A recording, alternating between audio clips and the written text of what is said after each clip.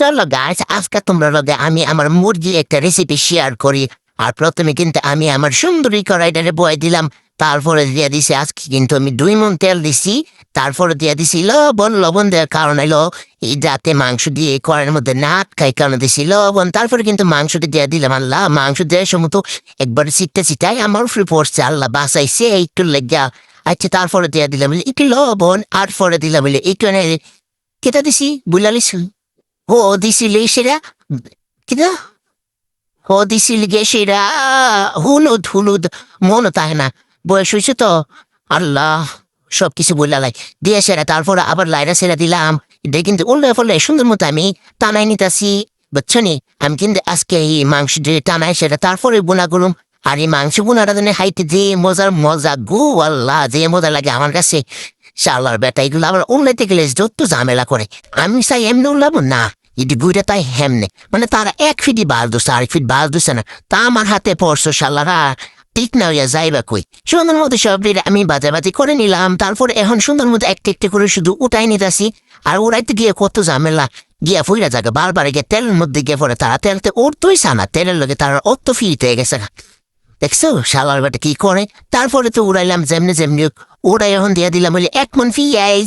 আর 1 মণ পিঁয়াজ দেওয়ার পরে এটারে কিন্তু গেছেন গেছেন করে আবার মনে করেন আমি কাটতাছি না, মানে লাগতাছি। গোটাগুটি করতে হবে অনেকক্ষণ। আর আমি যত লাড়াচাড়ি করতাম তখনই আমার কড়ার মধ্যে এসব ঘূর্ণি জড়ায় পড়ে, মানে কড়াই শুধু লড়ে আর লড়ে রে কি তা কইতাম। তারপর এটা সুন্দর মতো লাড়াচাড়া করে বাজা বাজা করে নিলাম, দিয়ে দিলাম পানি। তারপরে ওখান দিয়ে দিতেছি আদা বাটা, রসুন বাটা, পিঁয়াজ বাটা। এটি ছাড়া কিন্তু মাংস রান্না ওই তো না দেউন লাগবো। আর আপনি যদি মনে করেন এটি ছাড়া রানবেন তো রানতেও পারেন, তা কিন্তু আমার দোষ নাই মজা না হইলে। তারপরে দিয়ে দিলাম গিয়া সেইরা মরিচ। আজকে ইচ্ছা মতো মরিচ দিছি, কি জাল হইছিন যে তরকারি, আল্লাহ। তো জাল জাল হইলে খাইতে কিন্তু ভাল লাগে।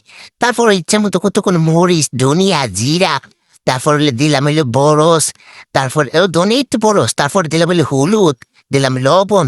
মানে কি হইলো আমার বুঝলাম, আমি শুধু সবকিছু বুঝলাই তোরও শালা। আচ্ছা, আপনারা দেখে বুঝে নেবেন যে আমি কি মশলা দিছি।